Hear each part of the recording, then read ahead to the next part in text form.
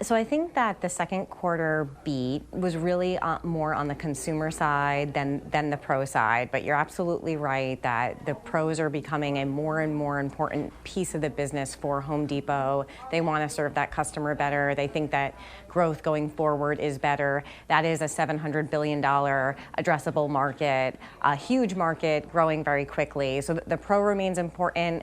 Pro spending is solid. They still have same expectations for SRS, which is an acquisition that they made. This year grow mid-single digits organically. But 2Q was really about the DIY consumer.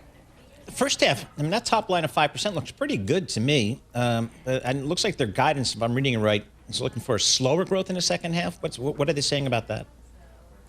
Yeah, that's right. So the top line, there's some acquisitions in there that's sort of helping that top line exceed organic growth. Same-store sales, though, 1.7%, the best in a couple of years. That was really driven. Canada was strong, Mexico was strong, but the U.S. even put up a 1.3%. And it seemed like, some of their spring assortment did very well. Big ticket items, think grills, patio furniture, gardening items. It seems that they did pretty well in the quarter. Same-store sales were building. June stronger than May, July stronger than June. So pretty solid. But then there's a lot of caution, as you mentioned, Paul, when we look at the outlook. That back half looks like there could be, a pullback. And I think there's some caution, uncertainty about that consumer demand coming out of this spring, summer season. Home Depot also has some, I don't want to say leadership changes, but there's some leadership disruption happening. Do you anticipate there to be any shift in its ability to execute what it has, laid out as its strategy with the CEO, Ted Decker, taking some leave? Yeah, so it's temporary medical leave. The strategy is still in place. The leadership team seems very focused on executing all of the goals that they laid out at a December Investor Day. And I expect them to continue along their path, again, mostly focused on gaining shares with pros, but also being there for the consumer and really trying to drive growth, even in a market where we have very low housing turnover, and we just don't know when the rebound in that housing market is going to come.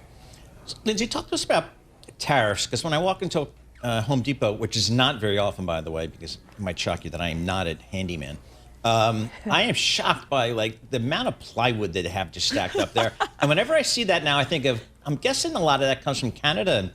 Is that being tariffed? What's Home Depot doing about tariffs these days? What are they saying? Yeah, so they had filed a claim. We knew that ahead of earnings. I think there was some expectation that there would be some refunds in the quarter. They got refunds in late June. Their cost of goods sold was dropped by $685 million. So significant benefit to profitability in the second quarter. There will be some benefit in the third quarter as well, though probably a little bit less than what we just saw. And then by fourth quarter, that benefit is really going to kind of roll off in terms of the refund. In terms of tariffs, generally, costs are still rising going into the back half of the year. So by fourth quarter, gross margins expected to be flat, and then we could start to see pressure again, into next year just due to those rising costs.